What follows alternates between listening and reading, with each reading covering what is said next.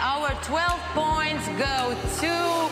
Our 12 points. The 12 points. The 12 points. Nos 12 points. 12 points. Go to. Go to. Go to.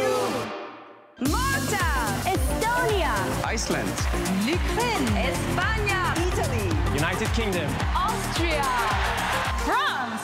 Bonjour à tous et bienvenue sur la matinale de BFM Business. Aujourd'hui au programme de l'émission, l'Eurovision et l'argent. Bonjour Vincent, bonjour Quentin. Bonjour les garçons. Bonjour Vincent. Alors je me suis senti obligé de faire une petite blague parce que Mais je vous c'est sens normal, peu c'est normal, détendu. c'est sérieux comme sujet, c'est très sérieux. Ici on a des têtes d'enterrement, des têtes de banquiers. Combien ça coûte, combien ça rapporte, qu'est-ce que devient l'Eurovision aujourd'hui et est-ce que surtout c'est un concours accessible à tout le monde? Ne nous cachons pas que cet épisode sera nommé comme l'épisode de l'économiste, à savoir Quentin.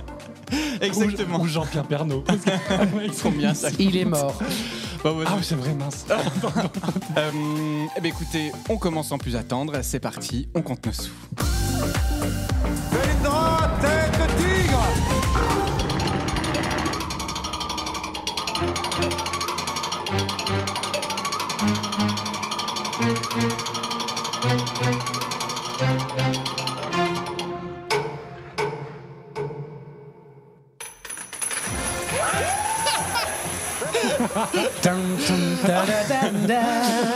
Alors on va parler d'argent, on va parler de gros sous et on va commencer tout de suite par se dire l'Eurovision, combien ça coûte. Et prenons pour exemple le dernier en date, celui qui a eu lieu à Turin, l'Eurovision 2022, combien a-t-elle coûté? Un rein.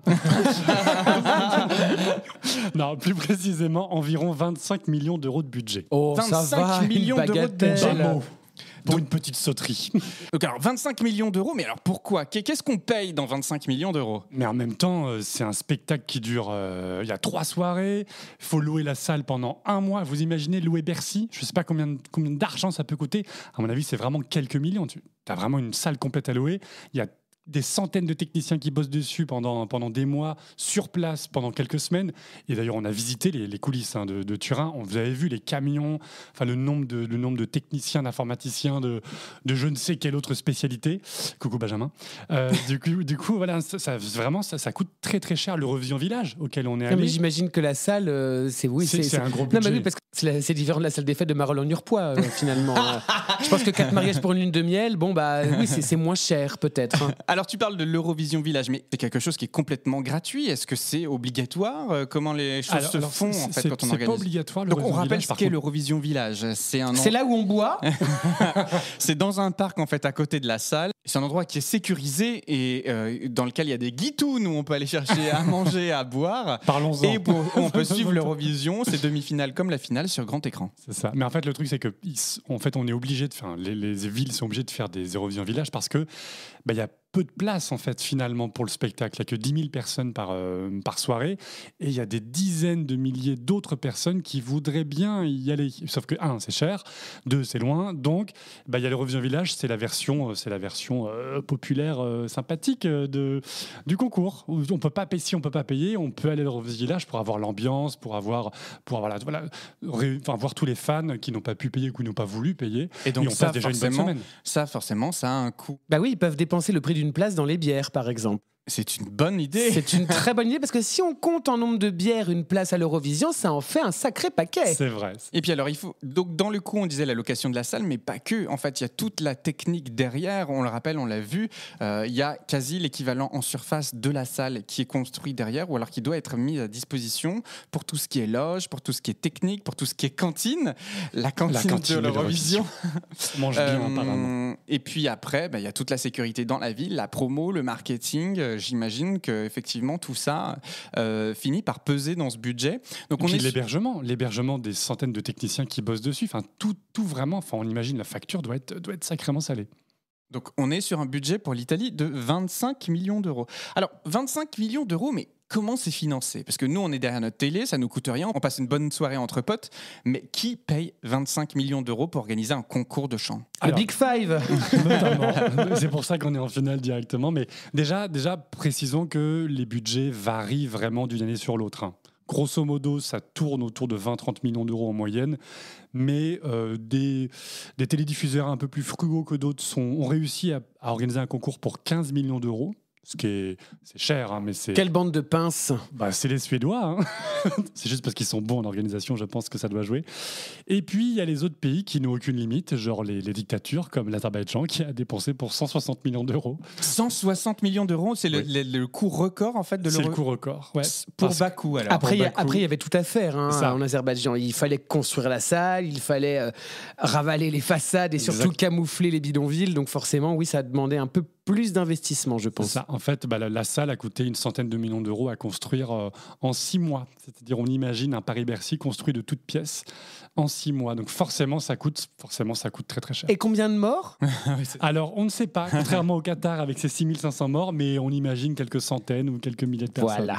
Alors, du coup, la Suède, elle, qui a l'habitude d'organiser le concours et qui est très, très, parce qu'il gagne souvent, mais qui est très impliquée dans le concours Eurovision, elle a fait le choix d'organiser quelque chose à moindre coût en 2013. Le Portugal aussi, tu le disais. Mais à partir de quand, en fait, l'Eurovision est devenu ce truc où l'événement coûte une fortune? Parce que j'ai pas le souvenir dans les années 90 que c'était aussi incroyable. Il y avait moins de pays déjà, Thomas, moins de pays à accueillir, donc forcément moins de coûts. Mais même les salles étaient vraiment différentes. On en a un petit peu parlé au dernier épisode. C'est vraiment à la fin des années 90, en fait, c'est quand le télévote, alors c'est une corrélation et pas une causalité, quand le télévote a été introduit, on a l'impression que les producteurs du spectacle voulaient justement que ça soit plus un spectacle qu'un concours. Et donc, qui dit spectacle dit débauche de moyens, donc des moyens techniques, il faut des caméras, il faut une trentaine de caméras, il faut une scène incroyable. On y revient aussi dans les 25 millions d'euros de Turin, la construction de la scène. C'est pas le soleil. Oui, parlons-en. Qui ne tourne pas. Donc voilà, tout un tas d'effets lumineux pour que chaque prestation soit un petit peu différente. Il y a des dizaines de trucs lumineux qui ne peuvent pas d'ailleurs fonctionner en même temps.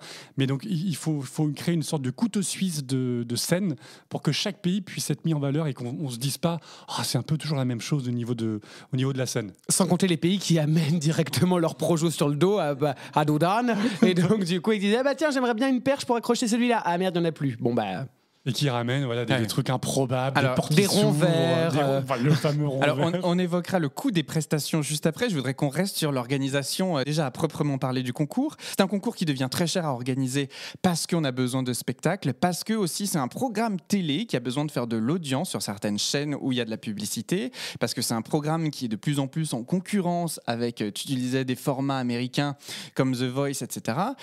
Et aussi parce que c'est un programme qui veut développer une image de marque forte et qui cherche à s'exporter. Donc pour ça, il faut que ce soit spectaculaire. Est-ce que le prix en vaut la chandelle? Alors en toute objectivité, oui. Les contribuables disent non, les spectateurs disent oui. Oui, moi je trouve que depuis une dizaine d'années, là, oui, chaque Eurovision, on en prend plein les yeux. Vraiment, il y a des trouvailles scénaristes, il y a des trouvailles de scénographie, il y a des trouvailles de lumière. On est vraiment pris en permanence. On est pris chaque instant.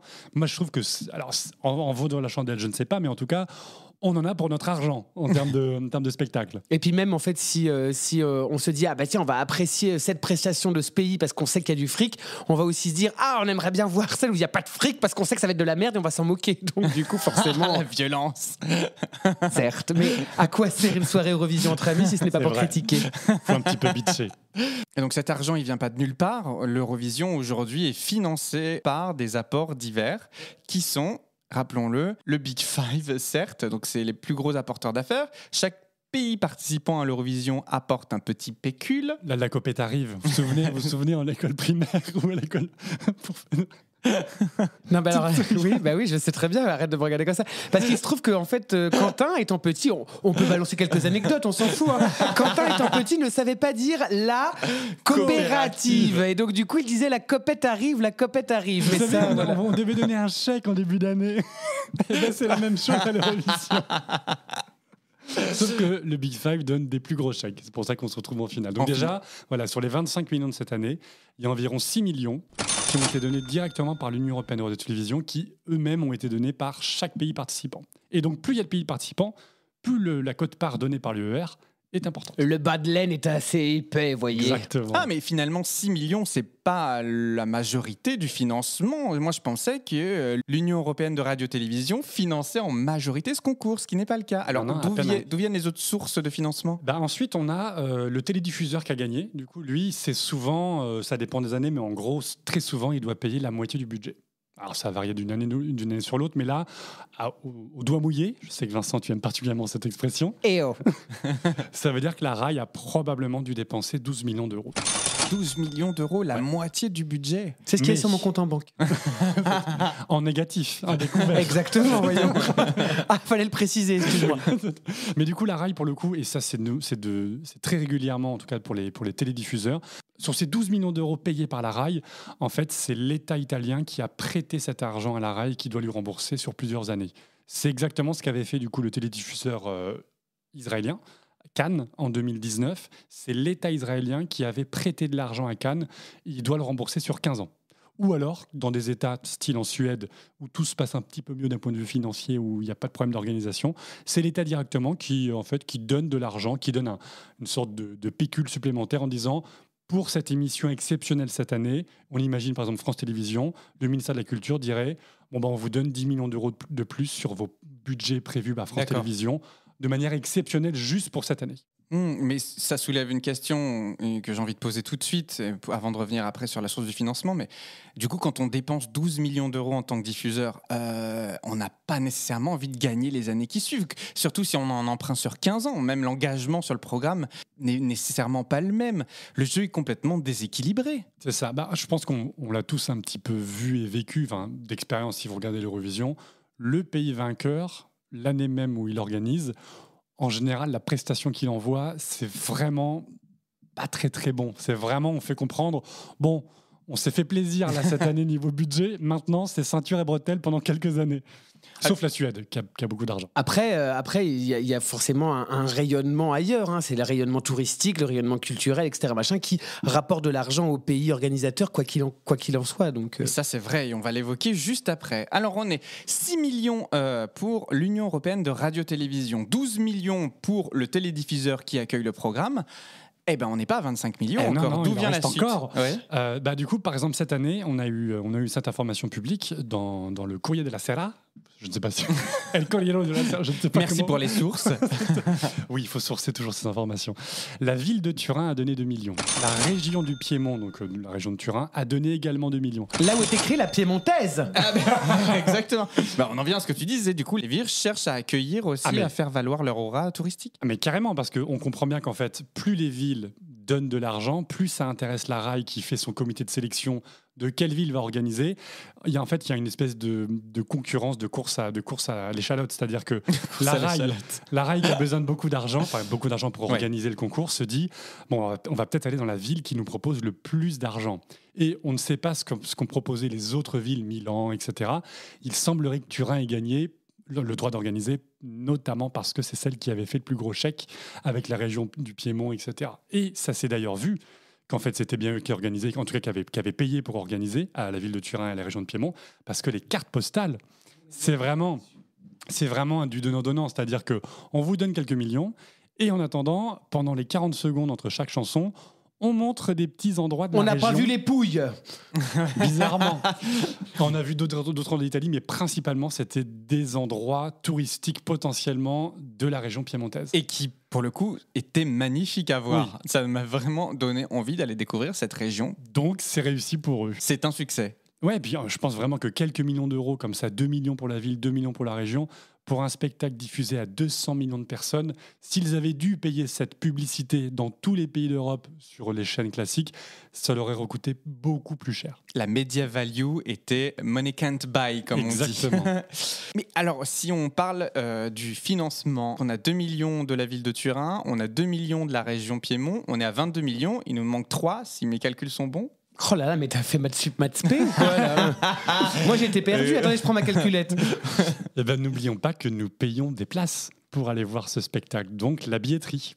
La billetterie. La billetterie, alors pareil, on n'a pas de source très très fiable, mais selon les années, puis selon la taille de la salle, selon les prix et notamment du pouvoir d'achat local, ça rapporte entre 3 et 6 millions d'euros selon les années. Mais je n'ai pas de chiffre précis pour cette année, mais Au bas mot, on dit voilà 3-4 millions.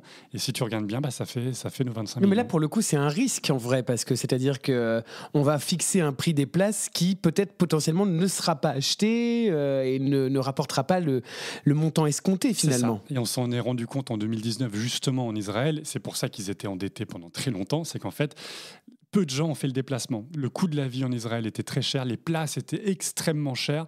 Donc, d'un point de vue financier, ça n'a pas très très bien marché. Et il y avait également le souci géopolitique entre le conflit israélo-palestinien qui faisait que les gens l'ont un peu boycotté, quoi qu'il arrive.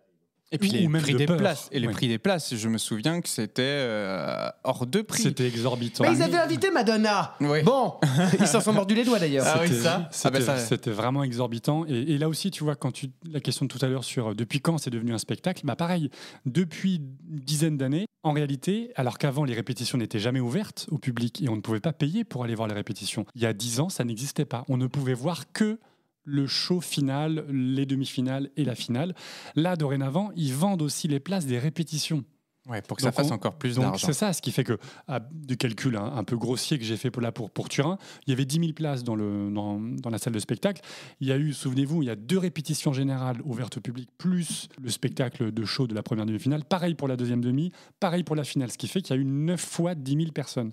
Donc 90 000 personnes qui ont payé leur place. Tu vois, on sent que l'économiste s'y fait plaisir sur cet épisode. Là, si vous voulez, là, je il vais a, faire un calcul, il a- ça rapporte. il a la bave aux lèvres. Hein. Vous verriez ça, c'est incroyable. L'œil fou. La dernière source de financement restera donc les sponsors, que là, moi, je ne peux pas omettre, puisqu'il y a eu une grosse polémique sur le sponsor, où Ah le bon logo du sponsor Plus gros que le logo de l'Eurovision. Non, mais ça devenait n'importe quoi. Et là, du coup, on ne peut pas ne pas imaginer qu'ils mettent un sacré paquet au Je panier. pense qu'effectivement, voilà, donc c'était Moroccan Oil, Oui. personnellement que je ne connaissais pas. Moi mais- non plus. Mais voilà, mais depuis 2-3 ans, c'est le voit qu'on le voit partout. Mais moi, je ne savais pas ce que c'était. Au début, pour vous dire, je pensais que c'était un producteur de gaz ou de pétrole. Alors que C'est pas des du cosmétiques, tout. hein, voilà. Je me suis dit aussi pour l'Eurovision, ça colle pas à l'image.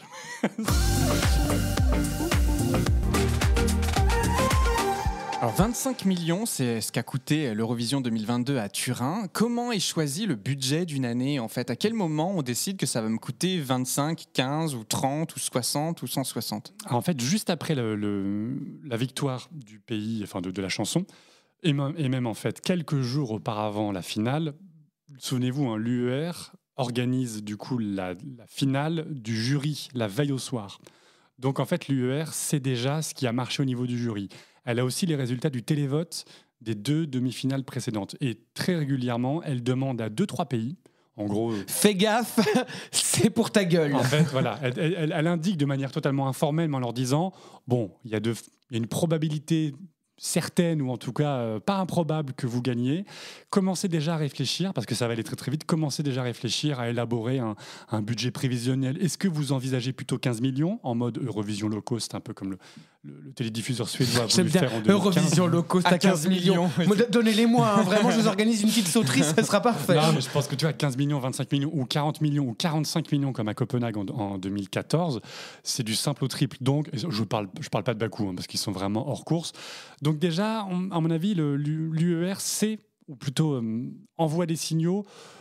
Donnez-nous un petit peu quelle intensité vous voulez mettre au concours. Est-ce que vous voulez mettre 15, 30 ou 45 millions? Qu'est-ce qui s'est passé à Copenhague pour que ça coûte 45 millions? Alors, c'est à cause de la salle, en fait. Si vous avez... Alors, la salle était magnifique. Ah bah superbe. C'est Je la salle préférée. n'arrête pas de le dire, c'est mon staging préféré. Ah bah Alors- 45 millions, elle pouvait l'être. Alors, ouais. la scène en Défense. elle-même, la scène en elle-même a coûté probablement quelques millions, mais c'est pas vraiment la scène qu'on voit qui pose problème, c'est le bâtiment. C'est-à-dire que c'était un ancien chantier naval.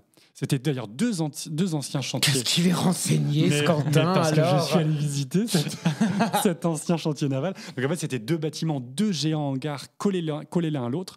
Et le télédiffuseur danois s'est dit, tiens, si on fusionnait les deux et qu'on mettait une super scène en plein milieu. Comment ça, si on fusionne les deux C'est-à-dire bâtiments, que- ils se sont mis d'un côté de l'autre, ils ont poussé fort? Évidemment, Moïse est arrivé et clac.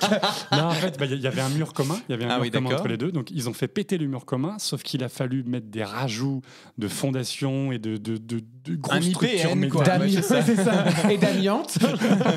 Et en fait, ça a coûté beaucoup plus cher que prévu. Ils ont eu des problèmes pour insonoriser parce qu'ils se sont rendus compte en faisant leurs tests que quand il y avait un son qui venait d'un endroit, ça faisait une caisse de résonance catastrophique. Donc ils ont mis des espèces de coussins énormes gonflables au mur pour calfeutrer un peu le son pour éviter les échos. Parce Et que ça, c'était compliqué quand les camions Ben passaient, on entendait pendant que les chanteurs chantaient, c'était en Ce qu'on fait d'ailleurs ici pour le podcast. hein. et du coup, ça a coûté voilà, 2 fois plus cher que prévu. D'accord. Bah écoute, Donc impressionnant. le Danemark à mon Ne avis, veut plus pas organiser. réorganiser, en tout cas pas tout de suite. Ou la ville de Copenhague ne veut pas réorganiser, nuance.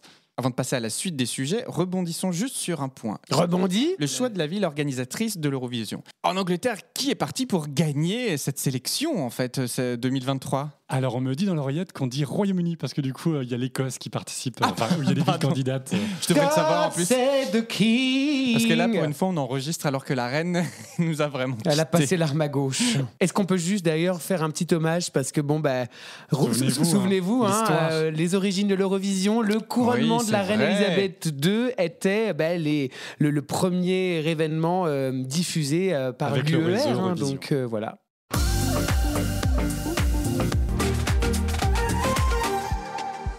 Très bien, maintenant on a évoqué les sources de financement, combien ça a pu coûter dans différentes éditions, mais on veut du gigantisme, on veut du spectaculaire, certes, mais qu'est-ce qu'il peut y avoir au-delà qui justifie le coût de cet événement? Pourquoi on ne pourrait pas juste le faire dans un théâtre, par exemple, et puis et comme on ferait une cérémonie des Oscars, par exemple? Pourquoi on a besoin de ce gigantisme? L'UER pour le coup ça c'est obligatoire dans le contrat avec la ville hôte et le pays organisateur, enfin le télédiffuseur organisateur. On doit donner une salle, enfin on doit proposer une salle de plus de 10 000 places. C'est obligatoire. C'est obligatoire. Il faut Ok. aussi que le lieu où se passe le concours fasse plus de 18 mètres de haut. Alors on se dit pourquoi? Mais Oui, en fait, c'est parce que pourquoi Si Conchita a besoin de décoller, par exemple. Et notamment pour ça, mais aussi parce que là, il y a besoin de plans de caméra, donc il faut que ça fasse un petit peu qualitatif et non pas 3 caméras perdues dans des angles. Donc il y a on l'avait vu cette année d'ailleurs, hein, nous étions dans la salle, il y a des caméras qui flottent, enfin, il y a des spider cam, il y a des immenses grues de caméras. Il faut envoyer du lourd en fait. Concrètement, visuellement, il faut que ça envoie du lourd. Donc voilà, il y a tout un tas de conditions. Il faut un aéroport international à moins de 2 heures. Il faut que le télédiffuseur bloque plus de 2500 chambres d'hôtel pour la durée du concours. Enfin, Et pas le Formule 1, hein, si tu vois ce que je veux non, dire. non. Alors il faut un peu de tout, mais bizarrement les délégations ils finissent pas au Formule 1, au BNB. Mais du coup voilà, il y a des conditions hyper drastiques. En fait, vraiment. Ce sont les Jeux Olympiques de la chanson. Tout comme le CIO fixe des critères, il faut un certain nombre d'hôtels à un certain prix, il faut des jauges de spectateurs par salle. Par exemple, là, si vous suivez un petit peu Paris 2024, il y a un problème avec le basket, parce que le basket est envoyé à Lille et les joueurs de basket ne veulent pas parce que la salle est trop petite. Donc, enfin bref, c'est tout un tas de conditions comme ça pour du grand spectacle. Intéressant. Il faut du grand spectacle. Non, mais c'est vraiment. Donc, on est vraiment sur une transformation du programme Oui. depuis une dizaine d'années, clairement. C'est ce que tu disais.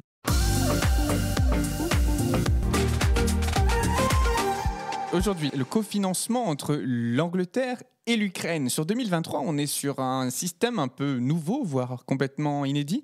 Complètement inédit. C'est-à-dire que ça s'est jamais fait, une sorte de bi-organisation comme ça.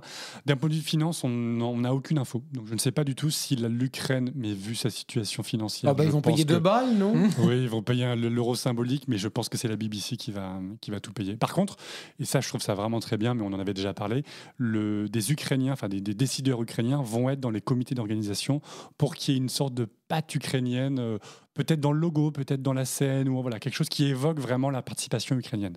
C'est peut-être une organisation qui va être le début d'un renouveau pour l'Eurovision, puisque l'événement coûte une fortune. Pourquoi pas demain co-organiser l'Eurovision à 2, 3, 4, 5 pays? Parce que si la Moldavie un jour vient à gagner, si l'Albanie vient à gagner, comment? Non, je ne vais pas leur faire un procès d'intention sur leur capacité financière et la manière dont ils pourraient l'organiser, mais Ou de la manière dont ils pourraient gagner. Déjà. mais Macalon. mais soyons sérieux 2 secondes, on ne peut pas envisager que le concours soit l'équivalent de celui qui est organisé à Copenhague, par exemple, dans tous les autres pays. C'est complètement impossible. Après, juste entendons-nous, c'est-à-dire que plus il y a de décideurs, plus ce sera le bordel. Hein. Je veux dire, t'organises un anniversaire d'un de tes potes à plusieurs, c'est forcément le bordel. Hein. Ceci est un message non subliminal. Non, mais c'est vrai, c'est important de le dire. Voilà, s'il y a une tête pensante qui décide à la fin, c'est quand même mieux. Mais pour le coup, Thomas, je pense que tu pointes du doigt quelque chose qui fonctionne et qui se lance là dorénavant dans les grands événements sportifs. C'est-à-dire que là, il y a des compétitions sportives, par exemple la Coupe du Monde, en 2030, va être entre Canada, États-Unis, Mexique. Donc, j'ai l'impression que dans ces grands événements qui coûtent effectivement une thune, alors la Coupe du Monde, c'est encore plus, ou même les Jeux Olympiques, de plus en plus, le CIO ou la FIFA acceptent des co-candidatures. Donc, effectivement, peut-être que là, cette année 2023 va ouvrir la porte à un dispositif un petit peu hybride où, par exemple, Moldavie-Roumanie, on peut imaginer que ça va être des pays plutôt proches culturellement et géographiquement, ou par exemple les 3 pays baltes qui pourraient organiser la même année si un des 3 gagne. Pourquoi pas ? Ça peut, moi, je pense que ça peut tout à fait s'entendre. Et finalement, est-ce que c'est pas ce pourquoi l'Eurovision a été conçue ? Mais oui, exactement. L'entente entre les peuples. Et Comme dirait Quentin, évidemment. Euphémiser les tensions.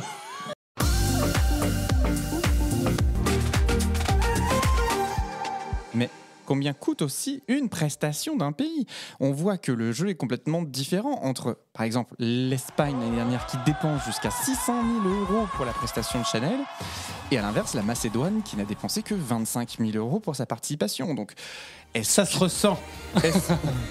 Est-ce que, voilà, il y a plein de choses. Est-ce que les pays n'ont pas peur de gagner par rapport au prix que ça coûte, par rapport à l'engagement ? Est-ce qu'aujourd'hui, on est dans un déséquilibre au niveau de la participation à ce concours Eurovision de la chanson ? Clairement, c'était pas vraiment un concours. C'est-à-dire que on voit bien que bizarrement, ceux qui gagnent très souvent, c'est ceux qui ont mis le paquet, ceux qui ont mis le paquet financièrement. Donc, la Moldavie ou l'Albanie, ou je ne sais plus quel pays tu viens de citer, malheureusement, La Macédoine, pardon. Ça paraît difficile en fait de gagner avec un si petit budget. Il faut de la promotion, pour faire du show et tout ça, il faut y aller. Faut envoyer du lourd quand même. Et encore, on peut. Je pense que Vincent n'est pas d'accord avec cette idée. Non, parce que ça dépend. Je pense qu'en fait, tout est une question d'inventivité et d'imagination. Je pense qu'on peut faire des petites prestations très sensibles, très touchantes. Évidemment, tu vas pas dans le grand spectacle, dans le grandiloquent, tu vas pas mettre tous les danseurs, tous les machins, des costumes à paillettes, etc. Machin, mais rien que sur le truc un peu touchant, un peu sensible et tout machin, il y a des choses à imaginer, je pense, qui peuvent être à moindre coût. Je le sais parce que je crée aussi des spectacles et que j'ai pas une thune illimitée. T'as pas 600 000 €. Non, ça c'est sûr et certain. Donc forcément, il y a des choses, en fait, on essaie d'imaginer les choses qui peuvent envoyer du lourd, mais qui sont à moindre coût. C'est vrai qu'il y a toujours cet adage qui existe, you pay shit, you get shit, mais peut-être qu'on peut sneaker un peu, peut-être trouver des formules un peu plus moins coûteuses et jolies quand même. Moi, je suis d'accord avec toi. Et si on regarde ne serait-ce que Barbara Pravi en 2021, ça n'a pas dû coûter une fortune. Elle était seule en scène, les lumières, c'était quand même c'était très joli, très délicat. Oui, et c'était magnifique. Non, mais dans l'absolu, je constatais simplement, dans l'absolu, je suis d'accord. Je pense qu'il y a des pays qui sont très inventifs. La Grèce, très souvent, il n'y a pas énormément de budget, mais les plans de caméra sont bien choisis. Ils créent une atmosphère, ils réussissent à faire un truc joliment produit pour, à mon avis, effectivement, aucun truc à amener sur scène. C'est un métier. Rappelons-le, c'est un métier de mettre en scène. Donc, oui, et puis moi je voudrais rappeler ce que tu soulignes aussi dans de nombreux épisodes, Vincent, c'est que c'est un concours de chansons. Et moi je pense que aussi, au-delà du côté spectaculaire, ceux qui arrivent aujourd'hui à topper le classement restent les pays qui proposent une bonne chanson. Oui, on est d'accord. Ça dépend. À quelques exceptions près tout de même. Mais en tout cas, mais je suis d'accord avec vous dans l'absolu. Simplement, ça enlève le côté juste du concours. Puisque à partir du moment où, par exemple, si l'UER disait c'est 200 000 € pour tout le monde, au maximum, ou même c'est 200 000 € pour tout le monde, voilà, libre après à la créativité. Là, c'est laissé à la libre interprétation des télédiffuseurs. Et donc, ça devient injuste. Après, il y a des choses qui sont faites dans le règlement pour essayer de limiter au maximum l'injustice en termes de budget. Pas plus de 6 sur scène. Les chœurs préenregistrés maintenant, mais pas le lead vocal. L'idée aussi de faire ça, c'était que ça pouvait permettre à des pays de ne pas envoyer une délégation trop importante, parce que ça coûte cher de les loger justement, mais d'avoir, ne serait-ce que vocalement, une impression plus importante sur scène, sans avoir à payer les 4 choristes qui viennent pendant eux aussi 2 semaines de répétition. Alors, c'est vrai que les prestations sont complètement différentes entre, on le voit, certains pays en termes d'investissement sur scène, voire parfois assez inattendu. On peut s'attendre à ce qu'un pays soit cheap alors qu'il propose quelque chose d'extraordinaire. Mais surtout, ceux et celles qui ne nous déçoivent jamais, ce sont les hurleuses. Ah vraiment? Eh bien voyons ça.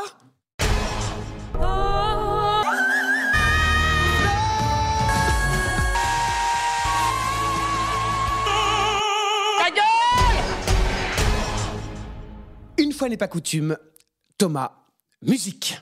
Money, money, money must be funny in the rich man's world. Money, money, money, always sunny in the rich man's world. Eh ben c'est pas dommage. Ah, vous répondez rien, hein? Ah, ça vous choque pas, vous, hein? Ah, vous n'avez pas reçu d'éducation? Enfin, tout de même, vous savez bien qu'à table, comme ça, dans les réunions de famille, ça se fait absolument pas de parler d'argent. Bah, il y a plein de sujets comme ça qu'il faut éviter. La politique, l'argent, la jupe de Tata Suzanne qui lui est remise sur son cul. Enfin, vous savez quoi? Entre nous, je vais vous dire, je suis pas très étonné, hein? Oui? Non? Quentin, t'as rien à dire? Non. Ah non, parce que bon, vous le savez peut-être pas, chers auditeurs et auditrices, mais depuis le début de 12 points, nous enregistrons un podcast avec Quentin. Et Quentin, bah... Parce que la greluche, c'était le genre à écarter les cuisses, mais fallait du satin. Ouais, ça va, on fait pas cette tête-là, hein. On sait tous autour de cette table, alors pourquoi le cacher au monde, hein? Comment ça, un ragot? Première nouvelle? Non, mais je le sais, Thomas le sait, tout le monde le sait, comme chacun sait que je suis sublime et que Thomas... A des corps sur ses pieds douteux. Oh, ça va. Oui, aujourd'hui, on joue carte sur table. On est dans la transparence la plus totale. Oui, hein, quoi? On est dans ma vision de la transparence? Eh ben oui, parce que figurez-vous que dès qu'on se met à parler d'argent, tout le monde parle, tout le monde spécule, tout le monde fomente des plans pour tuer son conjoint et hériter. Et évidemment, de fil en aiguille, on alimente les plus vils ragots.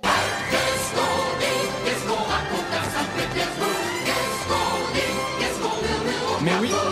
Ah, vous l'avez, la belle transition, là, hein? Non, mais comment je vous amène le sujet sur un plateau d'argent, hein? Parce que oui, la hurleuse que je vais vous présenter aujourd'hui vient des contrées par-delà la toundra. Cette hurleuse a suscité un nombre de ragots incommensurable à son égard. Cette hurleuse qui a représenté par 2 fois son pays au grand concours de l'Eurovision a su nous présenter des prestations au staging coûteux qui nous font vivre un rêve. Cette hurleuse qui, pour la première fois dans 12 points, est un hurleur, c'est Sergueï Lazarev. Oh, je l'adore. We can never let the word be unspoken. We will never let our loving go come undone. Everything we had to stay in unbroken. No, you will always be the only one. Mais alors Vincent, d'où vient-il? Alors si vous avez bien écouté le tout premier billet hurleuse de 12 points, vous avez pu vous rendre compte que les hurleuses peuvent également être des hurleurs. Mais trêve de considération de genre, on est en 2022, on se déride, on est fraîche, et laissons pour une fois le féminin l'emporter sur le masculin. Sergueï Lazarev est un chanteur, danseur et acteur russe né le 1er avril 1983 à Moscou. J'ai l'impression qu'à chaque fois de dire que mes hurleuses commencent à chanter très tôt, mais c'est encore le cas pour Sergueï, puis c'est ce qu'on appelle un enfant star. Je m'appelle Jordi et 4 ans et je suis petit. Raté. Il commence par chanter dans les chorales de Chiar, puis à l'âge de 12 ans, il intègre le groupe Neposédi. Alors qu'est-ce que c'est? Concrètement, c'est un groupe d'une quinzaine de prépubères boutonneux à la sudation hormonale exacerbée qui font des concerts. Petite particularité, c'est qu'il n'y a pas de membres fixes. Alors ils sont une centaine de mouflets à chanter là-dedans, et ils s'alternent au gré des tournées. Du coup, si vous en aviez un que vous préfériez, fallait être vachement bien renseigné pour savoir qui chantait quel soir. Le tout sur Internet, parce qu'on est dans les années 90, que les modems au bruit dégueulasse n'existent pas encore, et que l'Empire soviétique vient fraîchement de se casser la gueule, mais je m'égare. Parallèlement, le petit Sergueï fait de la télé, il anime des émissions pour gosses, il joue au théâtre, il prend des cours de théâtre aussi, accessoirement, ce qui peut servir. Bref, il bosse. Ce qui nous amène à l'année du bug informatique, j'ai nommé la fameuse année 2000, où le jeune Sergueï, alors âgé de 17 ans, forme avec le chanteur Vlad Topalov le duo pop Smash, qui va lancer sa carrière en reprenant un morceau bien connu de nous les franco-français.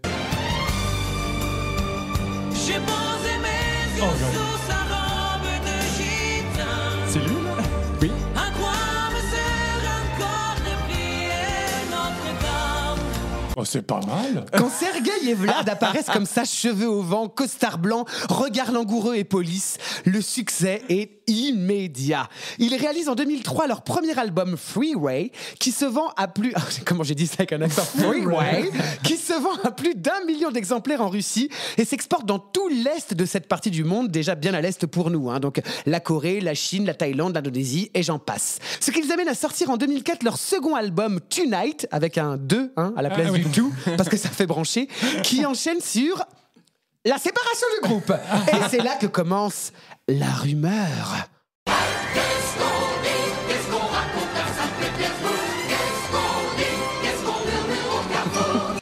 Les spéculations sont bonnes, lâchez-vous, tout doit disparaître, surtout moi. On raconte que le groupe s'est séparé car la romance entre les deux chanteurs était terminée. Gardez bien ça en tête pour la suite. Ou bien qu'à cause des problèmes de drogue de Vlad, le duo était en danger, ce qui, ne nous mentons pas, n'est pas indissociable de l'autre rumeur. Bref, tout y passe. Cela n'empêche pas notre Sergueï d'exploser en tant que chanteur solo en sortant en 2005 son premier album intitulé Fake. Tu penses? Sur lequel on peut retrouver le single Just Because You Walk Away, qui va le faire connaître partout en Europe.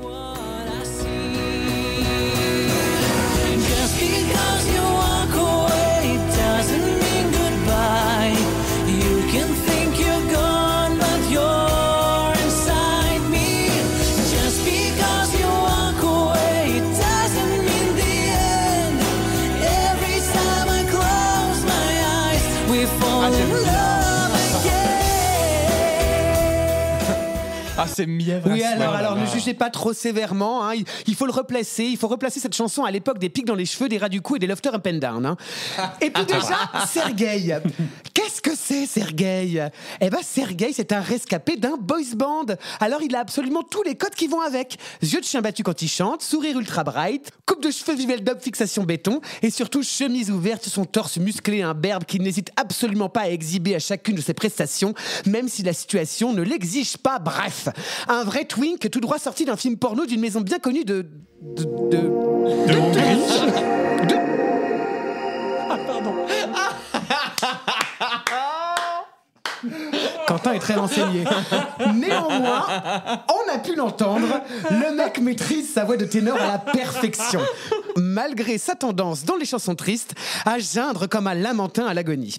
Les albums, les émissions de télé, les succès s'enchaînent et c'est en grand favori qu'il débarque à Stockholm en 2016 au grand concours de l'Eurovision pour représenter la Russie avec son énorme machine de guerre, j'ai nommé...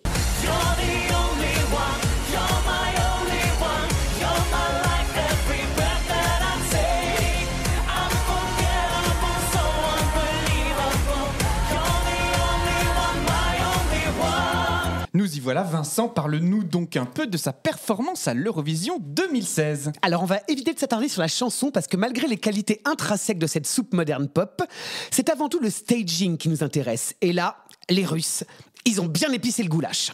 Sergueï apparaît seul devant un écran blanc, ce qui nous laisse imaginer 1 million de possibilités en termes de mise en scène, où pendant les 3 minutes de chanson vont défiler des projections absolument spectaculaires.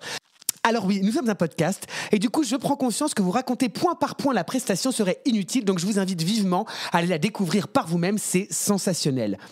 D'un coup, Sergueï est affublé par 2 grandes ailes d'aigle noir.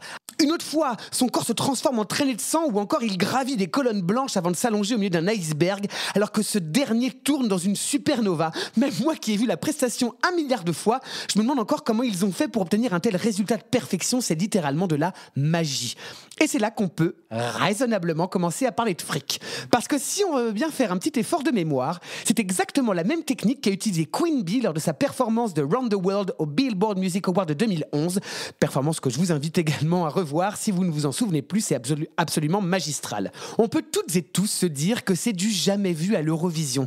Et lorsque l'on sait qu'en 2022, pour la performance de Chanel, le package de l'Espagne s'évalue à un petit 600 000 €, on peut raisonnablement se dire que pour le Sergueï en 2016, on est clairement sur le petit million qui fait du bien. Bon, évidemment, c'est un billet hurleuse, et rassurez-vous, ça hurle.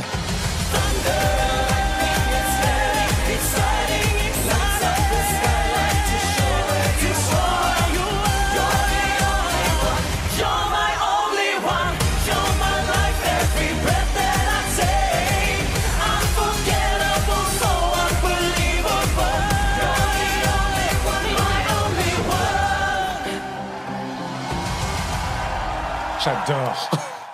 Néanmoins, si vous avez correctement suivi 12 points, vous devriez savoir qui a gagné ce soir-là, n'est-ce pas ?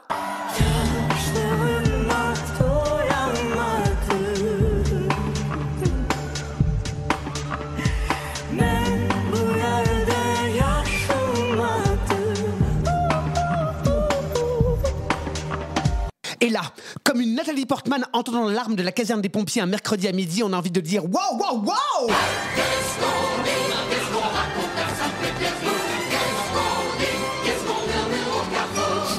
Argent, ragot, argent. Rappelez-vous, la Russie avait déjà tenté de faire exclure Jamala à cause de sa chanson jugée trop politique. Et se sentant menacée, aurait déployé des moyens colossaux pour en mettre plein la vue des jurys et du public.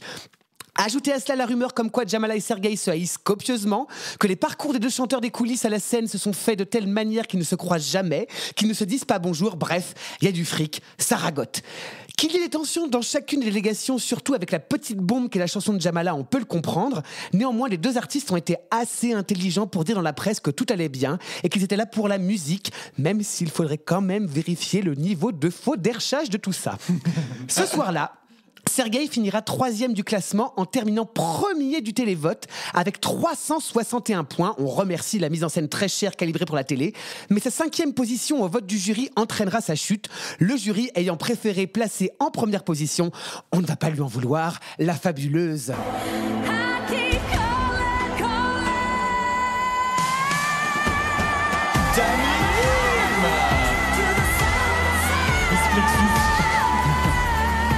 On laisse passer quelques années avant de retrouver notre Sergueï national à Tel Aviv en 2019 au grand concours de l'Eurovision où il représente une fois de plus son pays, la Russie, avec sa chanson.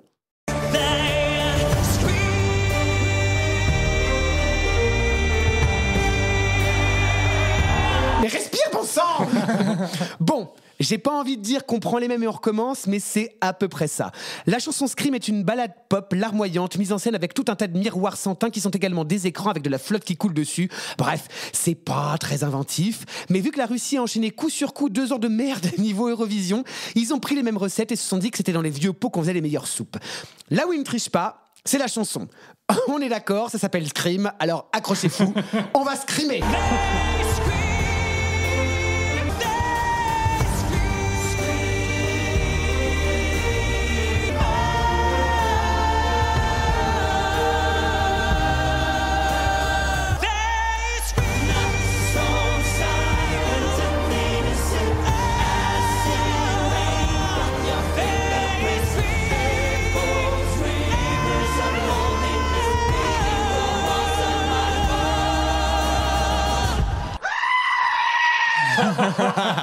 Et il explosa.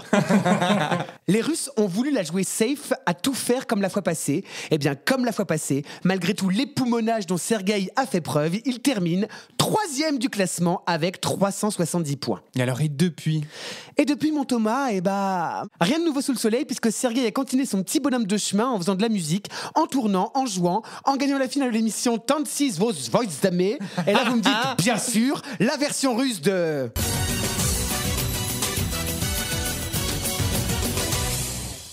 Avant de sortir un 10e album l'année passée, où l'on peut retrouver le single Tankoui, ne me demandez pas ce que ça veut dire, c'est du russe, qui donnera lieu à une tournée dans tout l'Est de l'Europe. Oh,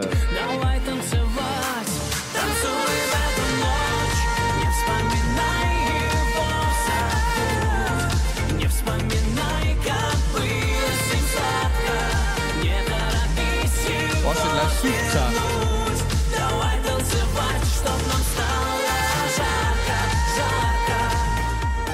Ce qui est bien avec Sergueï, c'est qu'on est toujours dans les années 2000. Je sais pas si vous avez remarqué. Bon, c'est pas tant pour sa carrière musicale que notre bon Sergueï fait grand bruit, mais bien pour les 2 enfants qui ont été conçus par le biais d'une mère porteuse et qui n'hésitent pas à exhiber en couverture de tous les magazines. Et alors là, c'est reparti. On y va!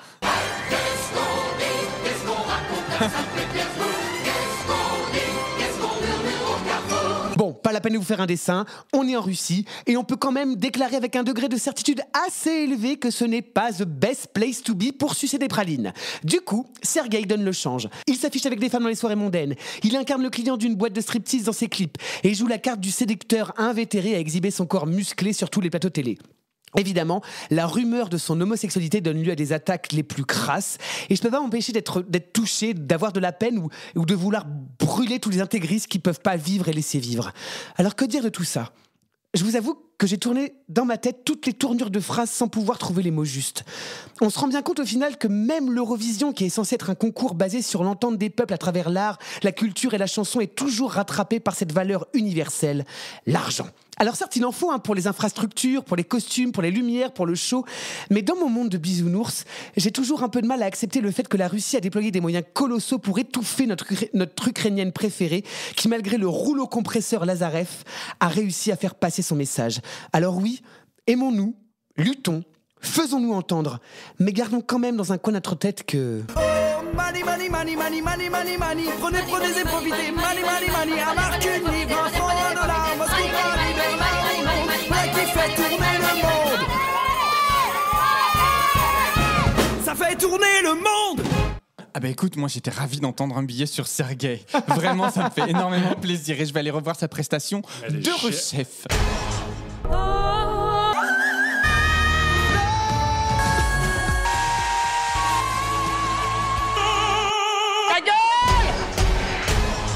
Alors on reprend le cours de notre émission avec cette fois, une fois qu'on a vu combien ça coûte, qu'est-ce que ça rapporte ? Parce que c'est bien beau de vouloir réaliser une émission qui coûte 30 millions, mais dans quel but ? Parce qu'on vient de le voir à travers le billet hurleuse, rien n'est innocent quand on investit de l'argent. Alors combien ça rapporte l'Eurovision ? Pardon. Pas un copec. Que chi. Non, bah ça dépend des années, ça dépend du nombre de touristes. Bon, on l'a vu dans la première partie, le budget est censé s'équilibrer. Je dis bien est censé s'équilibrer. Mais du coup, il y a un budget un petit peu hors organisation, c'est-à-dire que des pays ou des villes qui organisent le concours, quand ensuite, justement, il y a des centaines de milliers de personnes, de touristes qui sont venus dans le pays, comme nous à Turin d'ailleurs, on a dépensé un train pour venir, on a payé un logement pour la semaine, on a payé des restos, on a payé des bières à l'Eurovision village. Pas tant. Non, du coup, en fait, c'est de l'argent qui rentre dans l'économie locale et il y a des études qui sont faites 1 an ou 2 ans après chaque organisation pour savoir, ils calculent le nombre de touristes, le nombre d'entrées touristiques qui sont venus dans la ville. Donc, ils font des estimations. Quelle a été la dépense moyenne par touriste ? Ils peuvent faire une estimation. Et par exemple, en Suède, en 2016, il y a 30 000 touristes qui sont venus exclusivement pour le concours Eurovision. Donc 30 000 touristes pour Stockholm. Et ça a à peu près rapporté 30 millions d'euros à l'économie suédoise. Ah oui, quand même. Ouais. Sauf que vous voyez bien que ça rapporte de l'argent à l'économie suédoise, non pas au comité d'organisation, donc à la télévision suédoise. D'où la participation de l'État. Exactement, parce qu'en fait, l'État s'y retrouve quand ça marche bien et quand il y a suffisamment de touristes et qu'il dépense suffisamment d'argent. Il y a de la TVA. Il y a de la TVA, voilà, ou les dépenses dans les petits commerçants, etc. Ça fait fonctionner l'économie. Alors moi j'ai quand même une note pour la ville de Turin. Si vous voulez gagner plus d'argent, mettez plus de guitounes de bouffe. Oui. Parce que alors les 3 Panini qui se battent en duel, merci quoi. Ce sera pas pour Turin, mais en tout cas c'est pour l'Angleterre. Et je pense qu'on aura suffisamment de guitounes de bière connaissant le Royaume-Uni. Mais ne lisez pas sur les saucisses.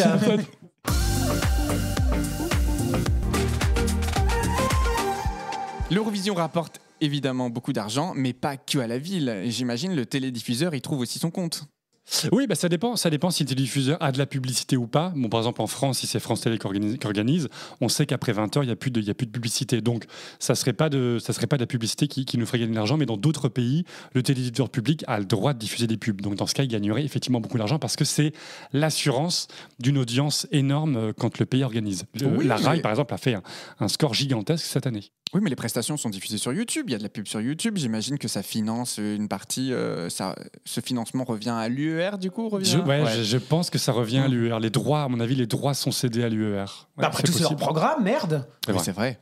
Comme ils le vendent et qu'ils l'exportent, Latina Eurovision, Canada Eurovision, on vous rappelle, qui sont prévus très bientôt. On ne sait pas quand, mais très bientôt.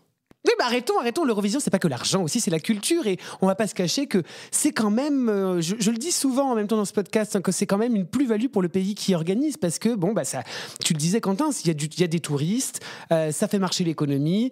Moi, je veux dire à Turin, en plus, je suis pas venu juste, je suis venu pour voir l'Eurovision, mais je suis allé au musée, on a mangé dans les restaurants, en effet, etc. Ça fait... la vie culturelle et la vie économique du pays s'enrichit aussi grâce à l'Eurovision. Et donc, du coup, c'est et la vraiment. pop culture aussi, j'ai envie de dire, parce que les chansons de l'Eurovision marquent leur époque. Et là, on le voit d'ailleurs, Snap. La meuf PQ. Oui.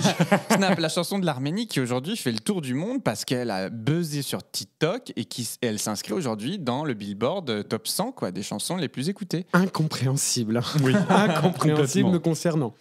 Et puis, au-delà de l'argent et des touristes, il y a quelque chose qui n'est pas financier et qu'on ne peut pas quantifier. C'est la valeur émotionnelle. Alors déjà, et les souvenirs collectifs. Non, en tout cas pour le pays qui organise, certains pays y mettent vraiment des intentions politiques et pas forcément des plus glorieuses. Vraiment, je pense qu'on est obligé d'y revenir parce que l'Azerbaïdjan en 2012, on a bien vu le budget tout à l'heure, mais c'est pas l'argent le problème. Et c'est l'équivalent du Qatar cette année avec la Coupe du Monde.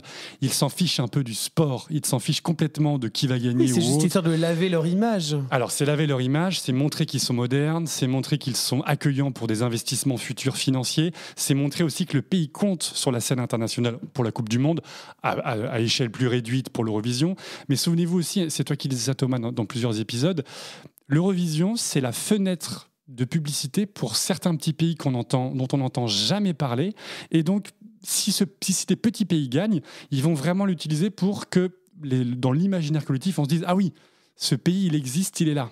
Donc il y a vraiment un rôle politique, mais qui n'est absolument pas financier. Le but, c'est de dire on existe, et notamment si on peut diffuser un peu de culture nationale pendant ce moment-là, pendant ce spectacle-là, certains pays n'hésitent vraiment pas à le faire. Écoutez les garçons, merci. Je pense qu'on a appris énormément sur l'Eurovision et l'argent. On a parlé suffisamment d'argent maintenant. Est-ce qu'on peut parler de la chanson, s'il vous plaît ? Oui, on va parler tout de suite de chanson avec le jeu des 12 points.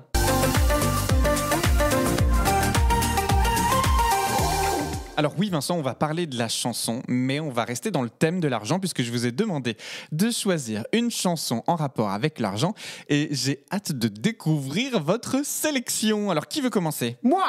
Eh bien c'est parti, on y va ! Et j'ai une petite colle pour vous. Vous allez dire que je vous fais braire avec le pays de la mozzarella, mais est-ce que vous savez comment se dit argent en italien ? Ah bah, je crois que oui. Comment ça ? Parce que je crois que j'ai la même chanson. Mais c'est pas vrai. Attends, vas-y, continue, on va voir. Alors, écoutez, j'ai écrit le sec, je vais quand même le dire, merde. Non, personne. Finalement, si. Allez, je suis sympa. Je vous présente la chanson gagnante de ce 12 points. J'ai bien sûr nommé Soldi. Une chanson, ma foi, bien calibrée pour l'Eurovision, puisqu'elle mêle, avec goût quand même, plusieurs styles musicaux comme la pop, le rap et les sonorités orientales. Le mot Soldi est répété plusieurs fois comme une litanie, ainsi que la phrase Come va, come va, come va, à savoir comment ça va en franco-français, tout en n'oubliant pas le petit qui finit de compléter notre mélodie entêtante. Mais qui chante ça ? Oui, qui ? Mais c'est notre Mahmoud préféré que l'on a pu découvrir à l'Eurovision 2022 en duo avec Blanco sur la chanson Plividi. Oh, quel enfer. Alors là, on est en 2019 à Tel Aviv et Mahmoud arrive très sobrement vêtu d'un pantalon noir et d'une veste rouge aux broderies ethniques. Il est affublé de 4 danseurs qui effectuent derrière lui une choré type breakdance. C'est urbain, c'est moderne, c'est dans l'air du temps. Mais ce n'est pas tant pour l'interprétation que je vous parle de cette chanson, mais bien sûr pour le message qu'elle véhicule. Mahmoud aborde ici le thème de l'abandon et de l'absence du père, qui engendre un problème bien plus grand au sein de la famille brisée, qui est le manque d'argent. Le chanteur interrogé sur ce morceau a d'ailleurs dit à ce propos « Le titre de la chanson peut être trompeur, car il ne s'agit pas d'argent au sens matériel du terme, mais il s'agit de l'impact que l'argent peut avoir sur les liens et les relations au sein d'une famille. » Alors oui, si on parle pas italien, c'est pas évident de prime abord, mais les images projetées sur les écrans derrière le chanteur rendent l'ensemble plus que lisible. Alors en conclusion, j'ai envie de dire j'aime Mahmoud, Mahmoud forever, cœur avec les doigts, votez pour moi. Et alors, c'est bien la même chanson quand c'est bien la même chanson. Oh, bordel. Et attention, mais ça va être c'est presque les mêmes éléments. Mais non, mais c'est génial. Bravo. Alors vas-y, on t'écoute, découvrons Quentin. tout de suite ta description. Alors les amis, comme vous l'avez déjà bien compris maintenant, conformément à notre thème du jour, l'argent, je vous propose de retourner à Tel Aviv, à l'Eurovision 2019, avec le chanteur italien Mahmoud et sa chanson Soldi. Alors vous allez me dire, mais quel rapport avec l'argent ? Quel rapport avec la thune, l'oseille, le pèse, le fric, le pognon ou que sais-je encore ? Eh bien, comme mon abonnement Babel est toujours actif suite à notre épisode sur les langues et les objets linguistiques non identifiés à l'Eurovision, j'ai appris que Soldi, le titre de notre chanson du jour, signifie, je vous le donne en mille, argent. Ah, il ne le savait pas. Soldi, qui a donné le mot solde en français, Bernard Pivot sur De Secor. Au-delà de cet aspect sémantique sur le mot soldi, j'aime cette chanson au moins pour 3 raisons. Tout d'abord, Vincent, Le propos, l'histoire que Mahmoud raconte en italien, c'est son histoire et elle a du sens contrairement à beaucoup de chansons à l'Eurovision. C'est l'histoire d'un père absent, pour ne pas dire démissionnaire, qui était bien plus intéressé par sa réussite financière. Mahmoud justement dénonce l'appât du gain de son père égyptien qui a détruit sa famille. Ensuite, musicalement, c'est un peu un ovni, c'est un mélange de musique pop, de rap et de chansons italiennes. Le tout avec un gimmick qui reste particulièrement en tête, avec ce claquement de main que tu nous as fait tout à l'heure. Et enfin, politiquement, j'aime particulièrement cette chanson parce que Mahmoud a vécu une vague de haine en 2019, après avoir gagné Sanremo, notamment relayé par Matteo Salvini, l'ex-ministre de l'Intérieur italien d'extrême droite, qui via des sous-entendus douteux remettait en cause le fait que Mahmoud, d'origine égyptienne, soit un vrai Italien. Au final, le karma était du côté de Mahmoud, car en 2019 à l'Eurovision, il a terminé à la 2e place du concours. Il a donc eu, et c'était bien mérité, non pas la médaille d'or, mais la médaille d'argent. Oh. Moi, je trouvais ça moins bien écrit. À toi, Thomas. Que stipule le règlement de 12 points, Thomas, quand il s'agit de 2 chansons? Parce que c'est une première dans 12 points. C'est une première dans 12 points, parce que quand même, là, vous vous rendez compte qu'on découvre nous-mêmes les chansons de 12 points. L'émission est enregistrée dans les conditions du direct. Et on ne se dit pas les chansons. On ne se dit pas les chansons en avance, comme ça, le vote est juste. Écoutez, alors selon l'article 12 du règlement de 12 points, si les chansons défendues sont équivalentes, malheureusement, la chanson ne peut pas gagner et c'est forcément celle qui reste qui sera diffusée. Alors, je t'en prie. Je t'en prie, Thomas, partage-nous ta chanson gagnante. Alors, malheureusement, tu trouvais que Quentin avait moins bien écrit que toi. Qu'est-ce que je vais prendre dans la gueule puisque je n'ai que des bullet points et il faut que j'improvise. Mais j'y vais car je suis comme ça. Aventurier. C'est parti. Alors moi, je me suis demandé moi-même de sélectionner une chanson de l'Eurovision qui parle de l'argent et vu ma piètre connaissance historique sur le concours, je me suis dit laquelle parle d'argent ou en tout cas l'évoque pour moi. La plus récente, c'est Eurovision 2022, That's Rich, l'Irlande de Brooke Scullion. Alors, That's Rich, évidemment. Merde, on va finir l'émission avec ça, putain. Donc, ce qu'il faut savoir, c'est que cette chanson a été volée à l'Eurovision 2022, puisqu'elle a eu quand même énormément de succès sur les réseaux sociaux avant même qu'elle soit présente sur la scène de la demi-finale à Turin. Et malheureusement, on n'aura pas eu l'occasion de la voir en finale, puisqu'elle a été éliminée dès la demi-finale. Alors pourquoi Parce que quel dommage. Non mais il faut dire que l'Eurovision 2022 était assez particulière puisque très fade. On avait peu de chansons up-tempo et c'était une des rares en fait qui se marquait de cette deuxième demi-finale et qui malheureusement n'a pas trouvé son succès. Alors That's Rich qu'on entend dans le refrain comme ça sans arrêt. Mais est-ce que vous l'avez vraiment comprise cette chanson? Puisque quand on l'écoute, quand on écoute les paroles en fait, c'est juste une énième jérémiade d'une nana qui se plaint contre son mec qui l'aurait pseudo-trompé ou en tout cas mise de côté. Et puis en fait, That's Rich en anglais, c'est juste une expression qui signifie quelque chose de cavalier. Oh, tu as une attitude cavalière vis-à-vis de moi. That's Rich. Voilà ce que signifie. Aucun rapport finalement avec l'argent. C'est juste l'expression qui est celle-là. Et pour moi qui suis friand d'expressions bien franchouillardes, on pourrait traduire par c'est un peu l'hôpital qui se fout de la charité. Merci Thomas. Bon bah on va écouter That's Rich. Puisque tu as gagné par KO. Eh bien, bravo Thomas. Nous allons donc écouter, nous allons donc finir le podcast 12 points avec une chanson hors sujet que nous n'aimons pas, sur une nana qui s'est fait prendre à la hussarde par son mec. Voilà. Alors je serais ravi quand même de comprendre l'étymologie de cette expression. Si un jour quelqu'un veut nous l'expliquer pourquoi on utilise That's Rich pour dire que l'attitude est cavalière, je serais ravi. On se finit. Finissons. Ah bah finissons-nous tant qu'à faire. On termine donc l'émission. Merci à vous toutes et tous encore de nous écouter sur That's Rich de 12 points. On était ravis de vous retrouver. On a perdu Quentin. On était finir sur cette daube. En tout cas, j'ai été ravi de gagner. Bravo Thomas. On se retrouve très vite les garçons. On se retrouve très vite dans 3 semaines. N'oubliez pas de nous suivre sur nos réseaux sociaux, sur Instagram, sur Twitter, de vous abonner, de nous laisser des commentaires, ça nous fait toujours plaisir. Et surtout des étoiles sur vos plateformes de podcast. Merci les garçons pour cet épisode consacré à l'Eurovision et l'argent. À très bientôt, je vous embrasse. Gros bisous. That's Rich. J'en reviens pas. J'en reviens pas.